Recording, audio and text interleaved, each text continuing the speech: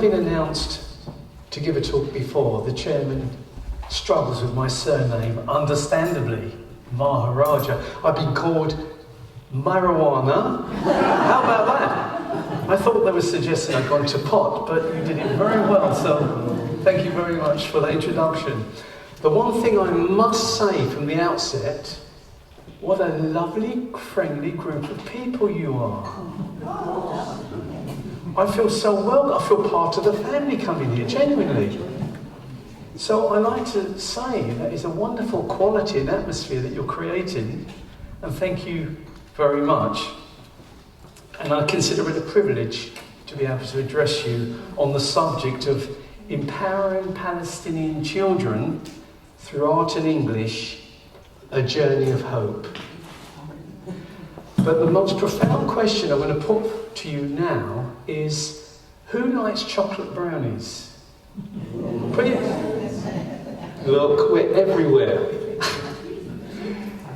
It was a chocolate brownie on the 31st of October last year in Totnes that something happened to change the direction in my life. The change was so profound that it affected where I would go. It affected me going to Palestine. It impacted on me to understand the situation that children are in an occupied military presence state. I saw the potential to do something like using art and English to help, and thus a journey of hope was opened up to me. And it's this experience that I would like to share with you this morning. But before we get into that occasion and what happened 8 months ago, just a little bit about me. We've already had my name, it's Ken Maharajah. It's an Indian title, it means king, but just treat me like everybody else. I was born in the East End of London. I'm 71 years old and I'm an artist. In fact, I'm a visual artist and I love painting people. The human figure fascinates me, so I've spent the last 7 years studying flamenco, Spanish flamenco, and I've been to Cuba, Spain, Seville, and all these countries as I studied these people in this passionate dance, and that's what I do. I produce paintings, and I exhibit as well. I teach art to people. I've been privileged to give demonstrations around the country. So that's my occupation. I'm an artist. So what happened 8 months ago in Totnes while I was trying to get a chocolate brownie? Well, what happened is somebody handed me a leaflet for a talk on Palestinian children that evening in Totnes. And when I read it, I usually avoid things like this. I don't want to condemn myself, but I read this and I thought, I'm going to go to that talk. So my wife and I went that evening. This talk was given by the Hands Up Project charity. Has anybody ever heard of them? No. They've been functioning for about 7 years now. It's a group of volunteers. There must be about 70 volunteers around the world. And using Zoom, you know Zoom on the internet, the connection? They zoom in to Palestinian schools in the war-torn areas of Gaza. And they take a lesson to teach them English. But they do it in a creative manner. I think they're the only group that use theatre play as a creativity to learn the language. And it's been outstanding, the results in Palestine as a result.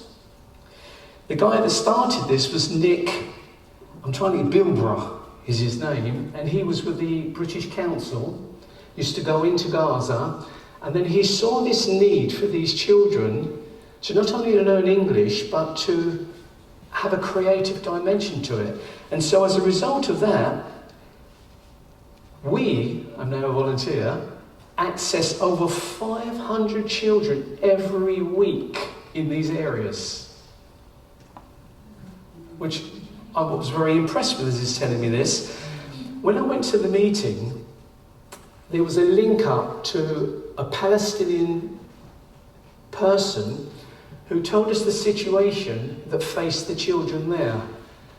And after attending the Hands Up Project meeting that evening, I thought, I'm going to look into this. And I did.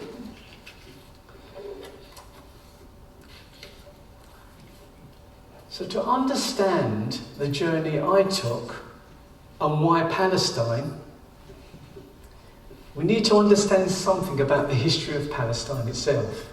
Has anybody ever been to Palestine? One person? Anybody else?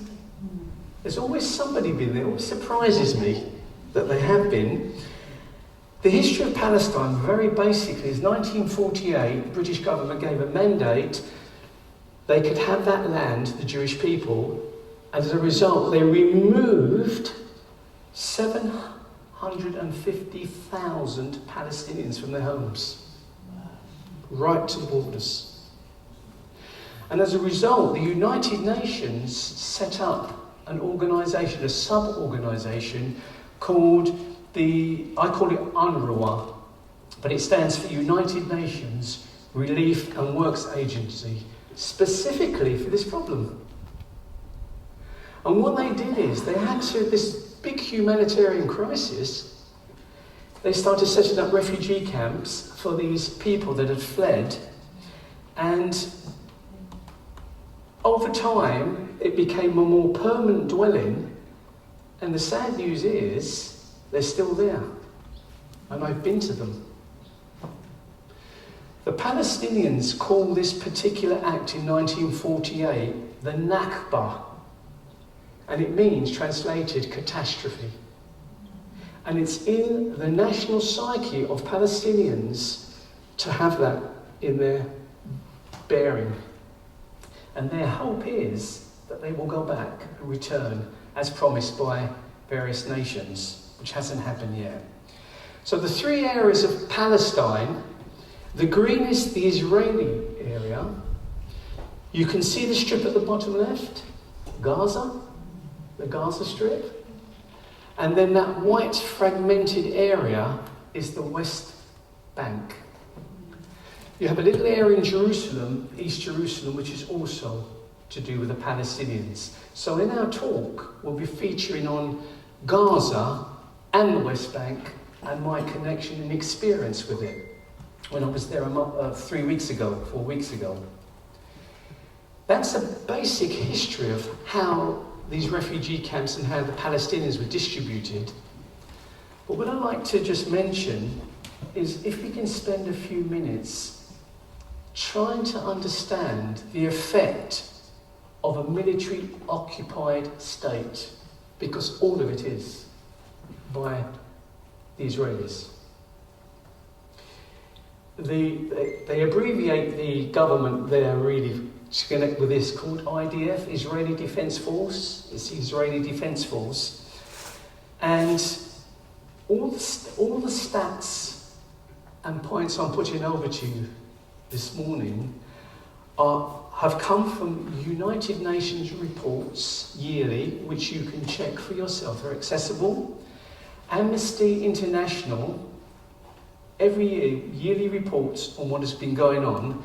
The Save the Child charity, and many others like it. There's one that I'm very impressed with called B'Tselem. They are a Jewish human rights group, and they are Jewish people who are campaigning and publicising what is happening to the Palestinians.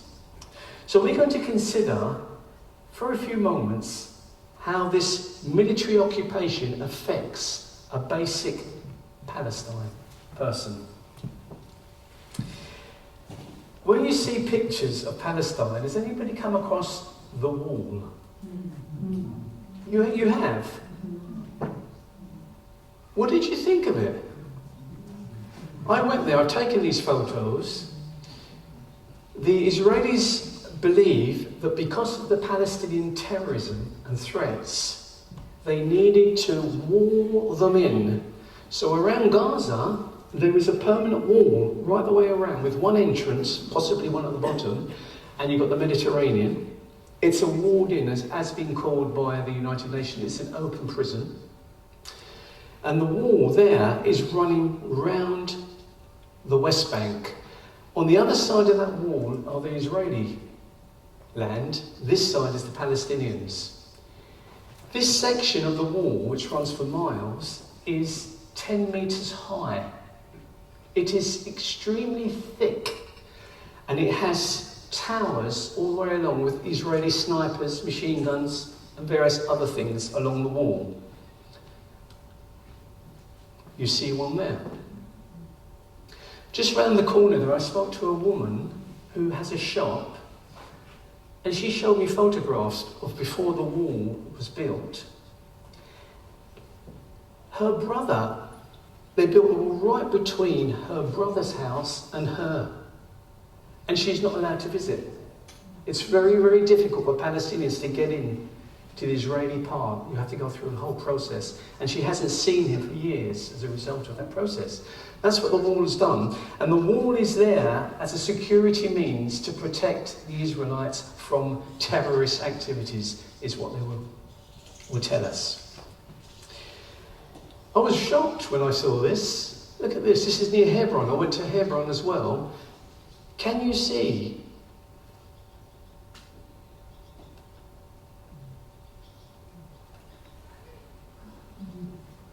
So on one side you have the Israelis. It's a segregation between the two, and the Israelis control all the movements of the Palestinians on both sides.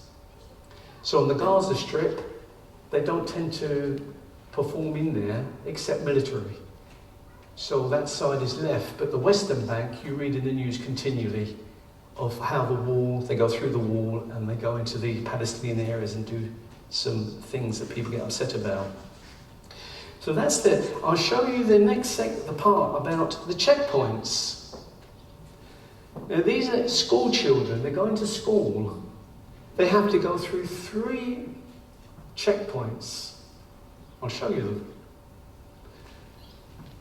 There's the gate. On the left there you'll see a robotic machine gun, a series of camera banks, and they have to go through this. As a result of this, these are the children going through to their school every day. One organisation, because of the abuse the children receive from the Israeli soldiers, they position themselves at the gate, see them through, and then video all the acts and behaviours of the soldiers to the children. So in Hebron, I went through these 3 gates, these 3 security things. At the end, you have people with machine guns looking at you, pointing at you. Have you ever experienced that? I couldn't believe it. Did you have any experiences like that? Yeah, I went through the gates. You went, what, in Hebron? No, in Nablus. Oh, right. You went up to the area where there's a lot of trouble there at the moment.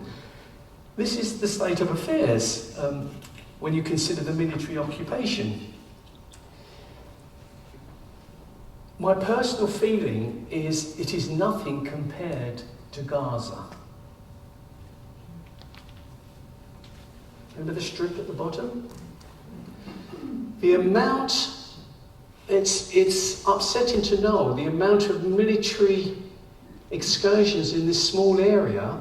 These are backed up, these are the United Nations telling us this, and Amnesty International, into these areas. But let me just tell you a little bit about Gaza. It's 21 miles long. So what's that? From here to what? Topsham, is it? Would you say? Something? Yeah. 21 miles long. It's 6 miles wide. Its widest points. There are 2 million Palestinians living in there. 2.2 was the last figure I read in that area. It is one of the most densely populated areas in the world. 50% of them are children. So the Israelis have built that wall to surround and control for security reasons, and it's been up for about 16 years now, 17 years, that particular wall around there. Can you imagine what it's done to the economy? On the other side of that wall are the Palestinian farms. They can't farm. They're not allowed to farm. They can't go.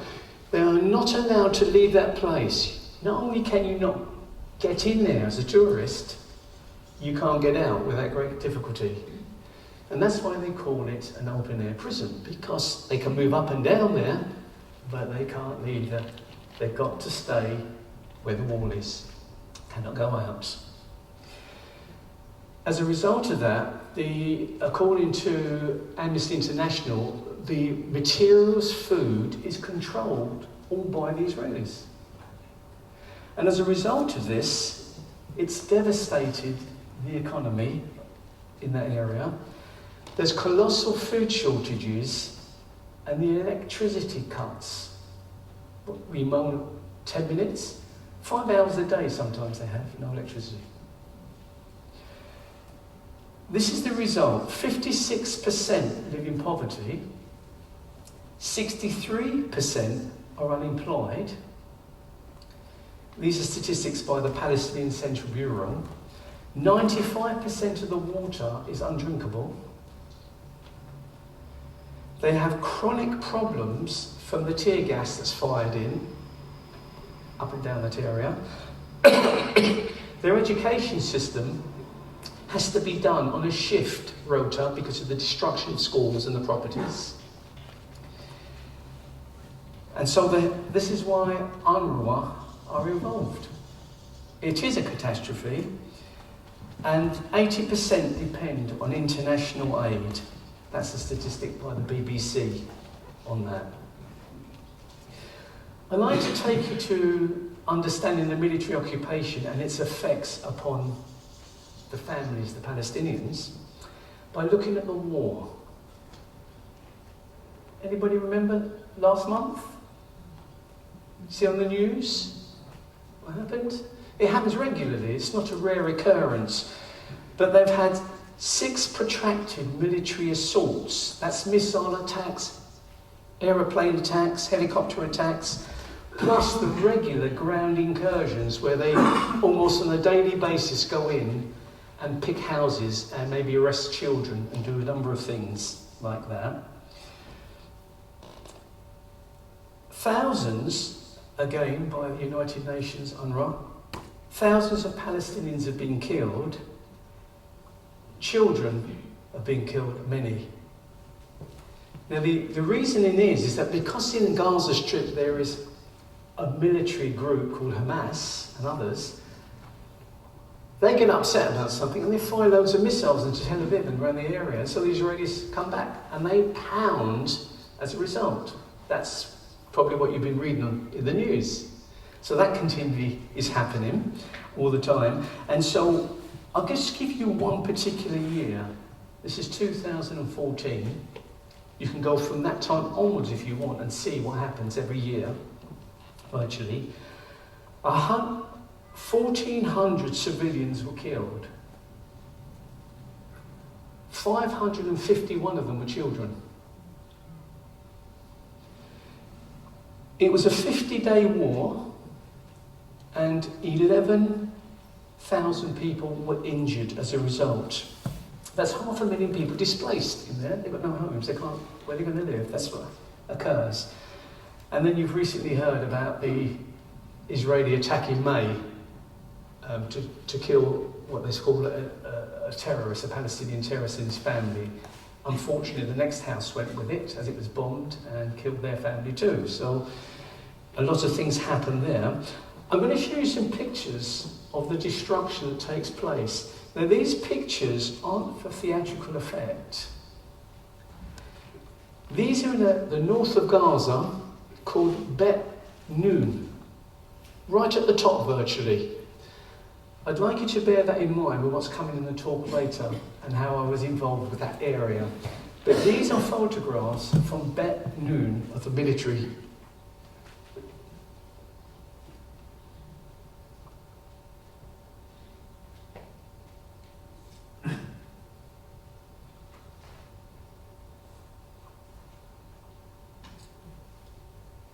And these are not rare.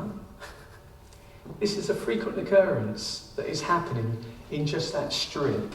So are we getting a flavour of what military occupation is like for the people? You talk to the Israelis, they're protecting themselves because of the terrorist threats, right? But look at what's happening as a result of that on a humanitarian level. So with thousands of homes, schools and buildings destroyed, just rebuild them? No, because there's embargo. The Israelis stop building materials coming into Gaza, so they can't rebuild as quickly as they want to. I hope you get the taste of how things are. I'd like to move on now to how this affects the children in Gaza. Can you imagine what it must be like? It's a case of, Mummy, I fell over and hurt my leg. There's nothing, is it? There they come back with a whole new ballgame of things. I want to share with you some facts based on the latest rendering last year and the year before. The children have many vivid memories of bombings, friends dying, loved ones being killed. AFSC organisation said that 331 schools were damaged in 2021, and they have to use the shift system. So they can only go to these buildings because of lack of them. And I think a number of schools in, out, next class, next school, to get through and educate the children because of the lack of buildings around. But I have a particular report here from the Save the Children organisation.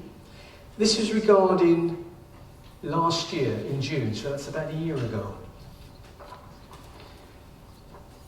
They did a survey, they spoke and interviewed families and found that 84% of the children are fearful. 78% of them live with grief. 77% are constantly sad. 79% wet the bed. 59% refuse to speak. Remember, there's over 800,000 children in Gaza. Now that gives us some area, just to summarise the military effects of the occupation. We've looked at the wall that segregates the people. We've looked at the military action. We've looked at how Gaza is affected by that action. We've considered the effects on children. Would you allow me to read this quote for one of the children? Now, this book was produced by the Tamar Institute. I had the privilege of meeting them several weeks ago. I didn't even know I was going to, but I did. And they're very involved in the war areas for the Gaza children, and they get them involved trying to cheer them up, connect with books, storytelling, and that's what they do. And she gave me this book as a present. Can I read you this experience, please? It's an 8-year-old from northern Gaza. His dream is to stay alive. And he says, I love the tent and my friends. I hate bombs and the occupation. Now remember, he's 8 years old. This is what he dictated to somebody. My story with the war. We were sleeping at home when a bomb hit our house. We were terrified. We ran to the living room and sat there. We were ordered to evacuate the house. My mother started crying since she didn't know what to leave. We asked her to pack some clothes, but she refused. At last, she was convinced, so we left the house. We stayed with my grandpa, and then we heard that the soldiers were coming to that area, so we took some towels, underwear, and started running and crying. We were very scared. The soldiers shot over our heads, and we kept running from one house to another. Whenever we reach a house, they shell it. We keep running until we reach our uncle's house. They were happy and played with our cousins. We played tag. We talked about the war. When they were shelling at night, I shivered and screamed.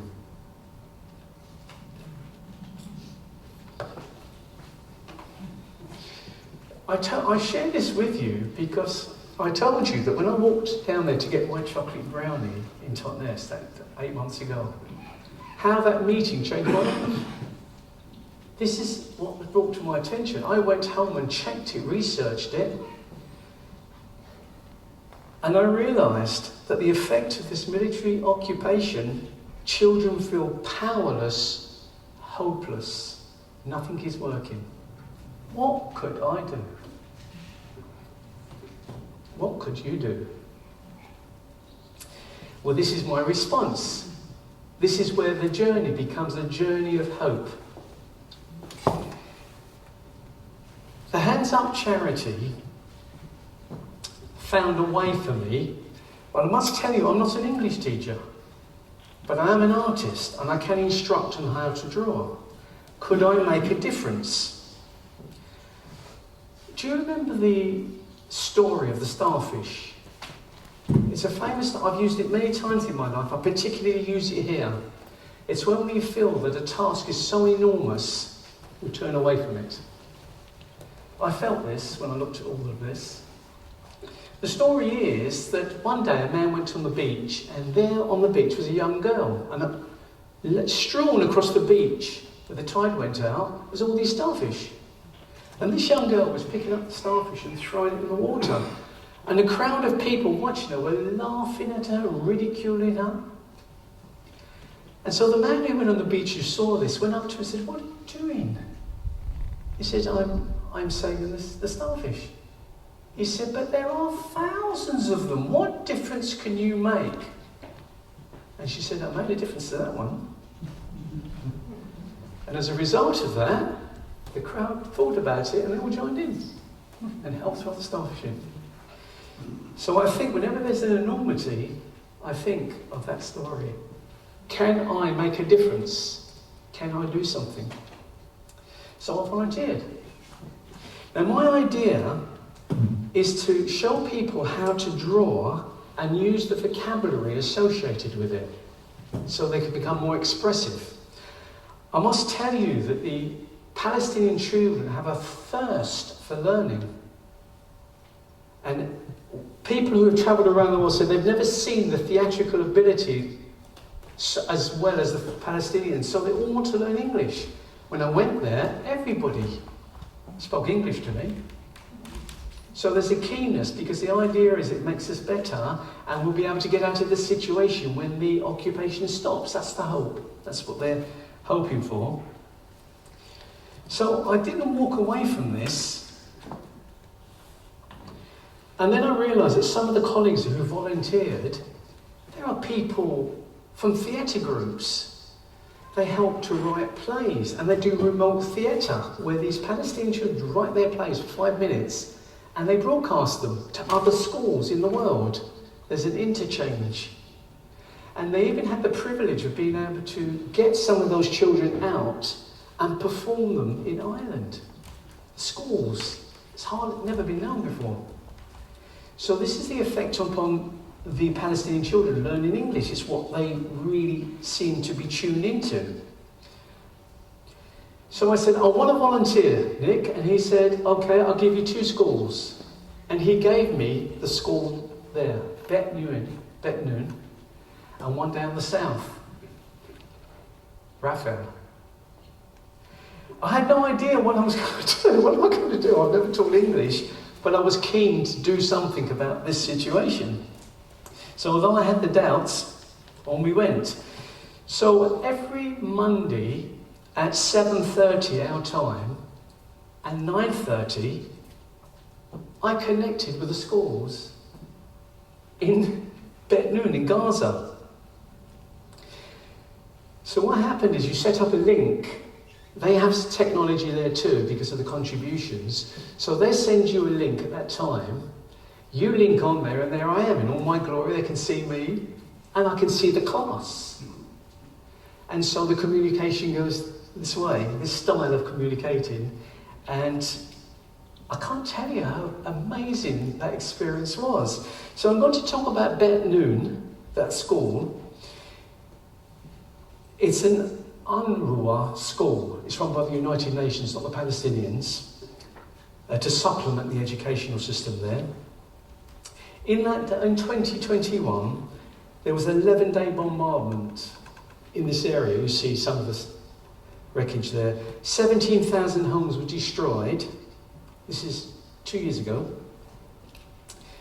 So a 12-year-old child now living there has seen only siege. He's only lived in siege conditions and he's seen 4 wars.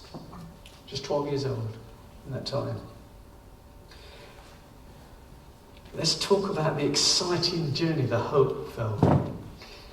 This is my style. So there I am, the teacher in Bet Noon recorded me doing this. This is not mine. I apologise for the quality of the photos, but that's the best I could do. And you see this lesson is called See the Shape. What I do here, you can see me drawing. Just to give you a quick technique, everybody says, I can't draw. I wish I could draw, I can't draw. It's one of the obstacles we will present to everybody else, but I always believe that you can, you just need to know how. So the lesson here was to look for shapes. It's one of the tricks that all artists use. Are there any artists here? One. You know about looking for the shape.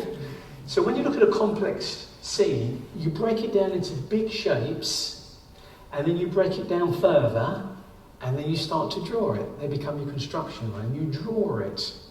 So in this particular one, I've just demonstrated for you, I sent them all a photograph of the kingfisher, and I said, try and find shapes. You can see the shapes in there.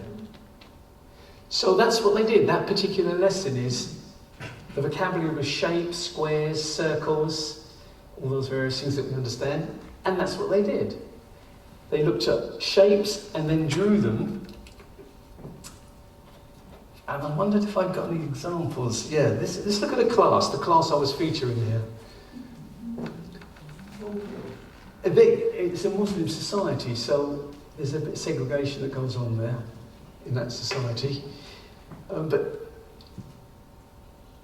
after about 2 minutes, 5 minutes of introducing myself, this is the response I got at the class. And there they are doing the drawings. A little bit camera shy, but that's what they were doing.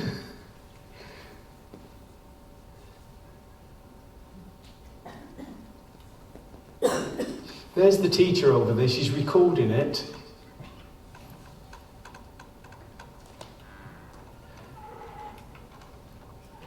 As the school, children, I had the privilege, I have the privilege of teaching at this very moment.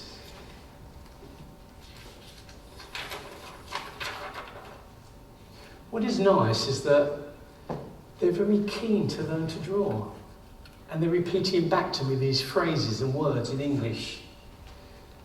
I think this is an English class. They're very good English. They speak very good English, better than I do, I think.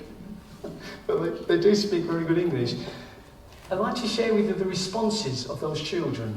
The teacher sent these to me, and I believe they're genuine because I see the way they act towards me.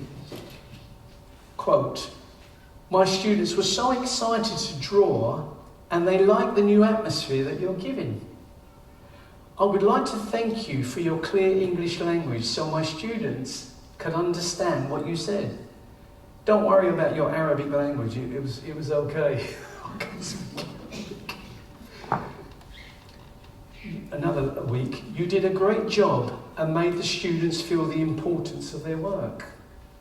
They all told me that they want to continue working with you step by step. Thank you from the depths. I'm so happy to be working with you, Mr. Ken. Don't call me Ken, it's Mr. Ken. They feel I'm an inspiring teacher, and I love your enthusiasm and passion. Now, when I considered joining as a volunteer, I'm not an English teacher, but do you think those responses are an incentive for me to keep on? I think so, and I intend to.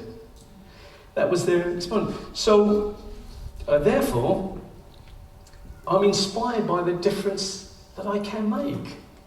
This is my personal journey. This is what I found. I can use art and English and use it effectively to empower these Palestinian children. And I'm making a difference. It's so inspiring to see them react in this way, particularly when you know what it's like under the military occupation. I think you can understand that. I was so affected by this, it inspired me to actually go to the West Bank. And this is where I visit the West Bank, and I'd like to share with you my experiences. So under the military occupation, we've seen the situation, we've seen how we can make a difference, throwing the starfish one at a time. Does it matter? Make a difference. And now we're going on to see how I overcame problems to get to Bethlehem. And if you said to me, were you scared going there, Ken? I'd have to say to you, I was. I'm not used to people walking around with machine guns. In the area I stayed, that's Bethlehem, while I was there, Palestinian went into Jerusalem and shot several people, one fatally.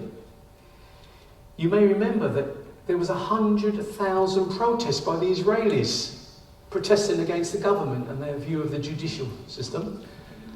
My airport was closed. I was flying in 2 days' time. That closed. And then in the West Bank, where I am, there were soldiers shooting, protesting people.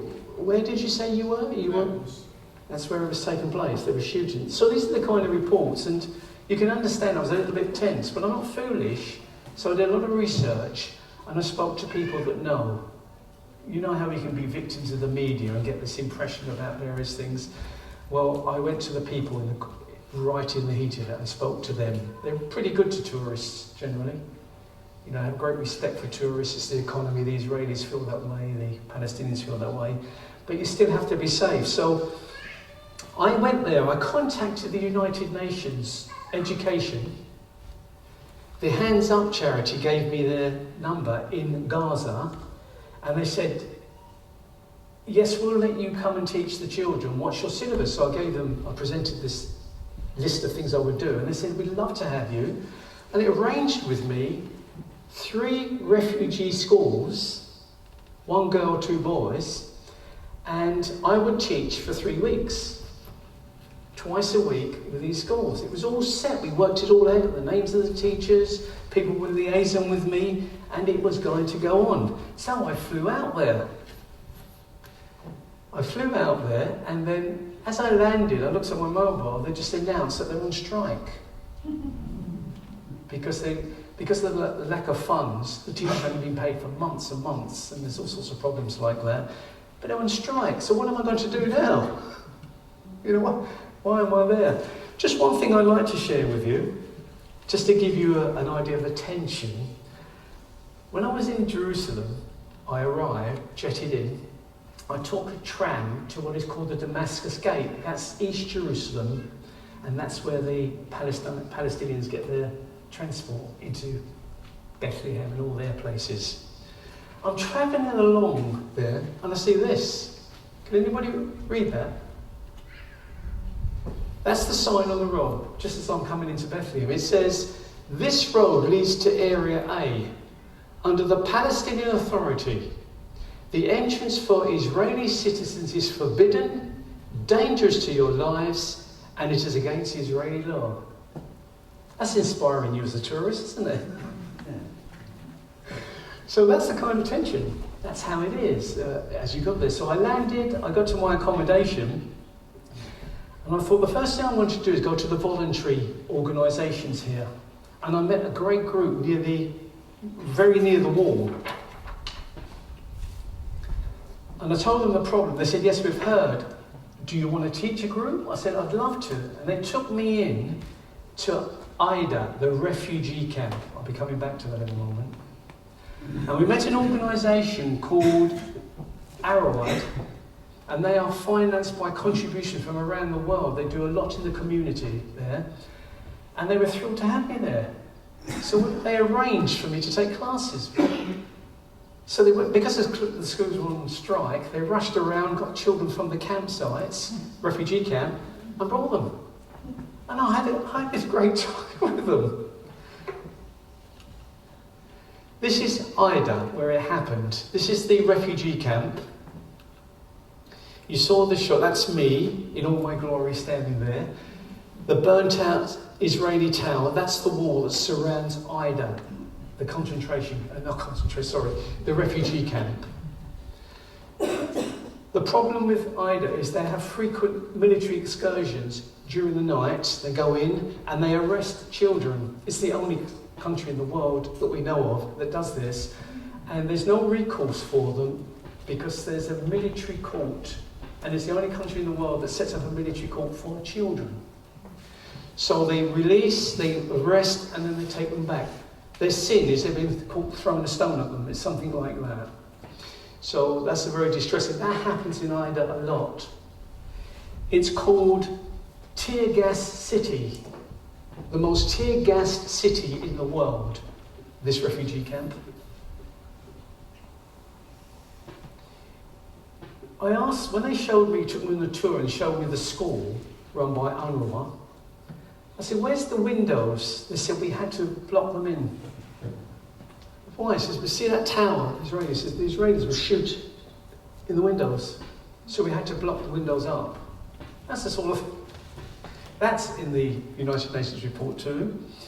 And they have the nightly incursions. So it's severe conditions for them there. And I show you that to appreciate this. So there I am in full flow, showing the children, connecting with them, showing them new English words. It took about 5 minutes for them to let their weariness down, but when that went, I had the most amazing experience. They kept coming up to me, tucking my shoulder and saying, this is a good shape? I said, yeah, that's a great shape. You like this? And it was great. So we'd be joking and laughing with the various children. It became a lovely experience. This one, so that was in Ada, the refugee camp. And then I went to the bigger Daesh refugee camp in Bethlehem, which is 3 times the population of Ida. Ida's got about 5,000 people there. It was originally for 3,000. It was a temporary arrangement, still there. In Daesh, this one I went to, they have 13,000 people in there. And again, they're famous for the IDF's incursion.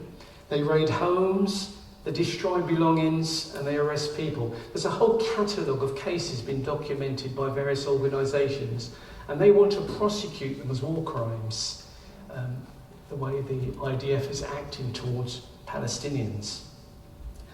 How do you think that will affect the children when they go to bed at night? What do they go through when they're trying to get to sleep, or they hear a noise outside? Many of us are probably parents. We understand the fear and the terror that must affect them. Here's the children. It's hard to believe that they put up with that, isn't it?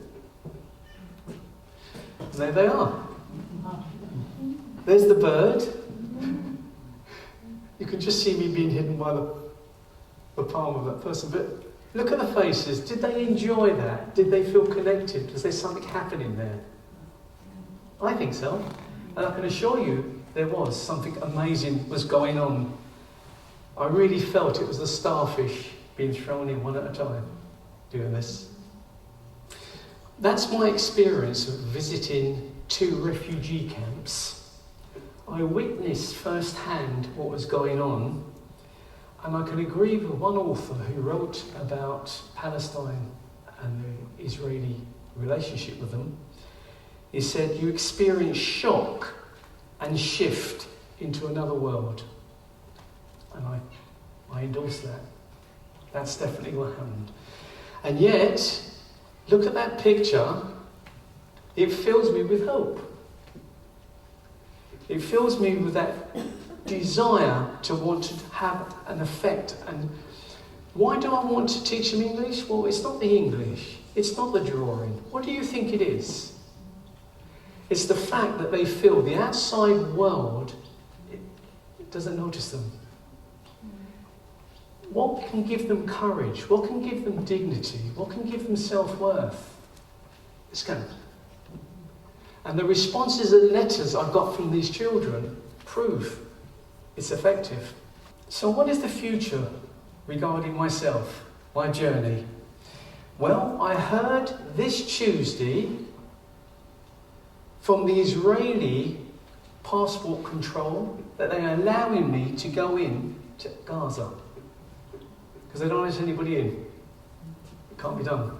But if you're part of a humanitarian group or a journalist or a charity concern, they will. They've just okayed me to go in with a group, with the hands up. I'm absolutely thrilled.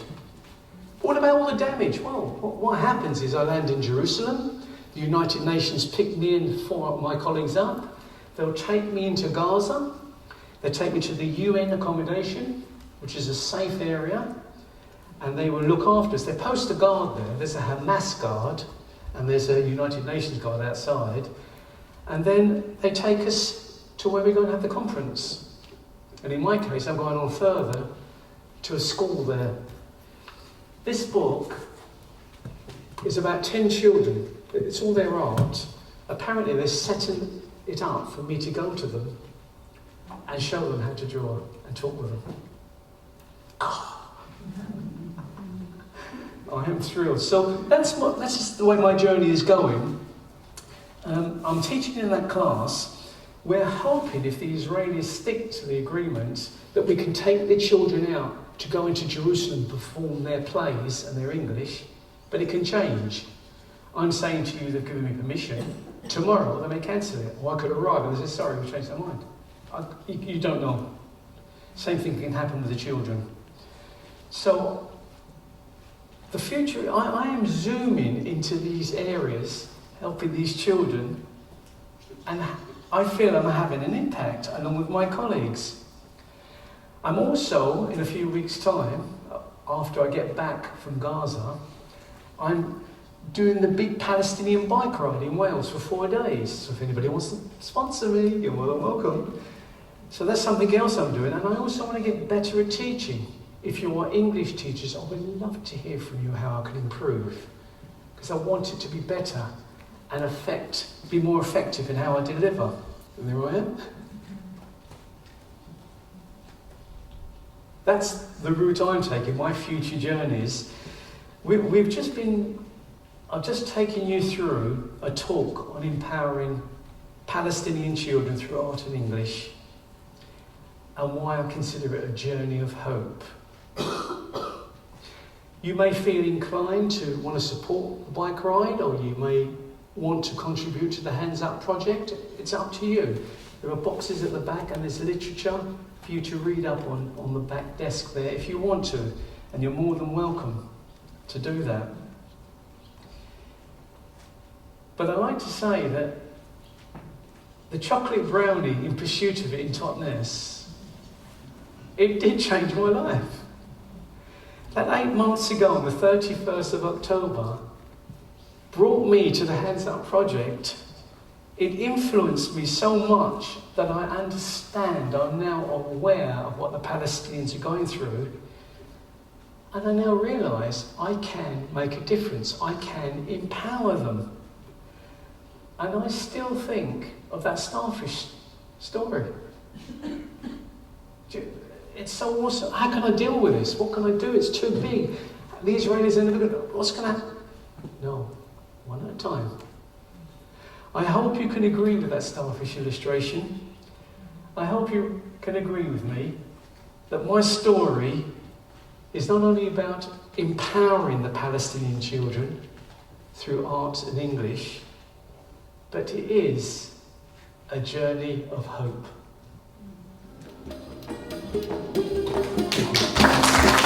Thank you.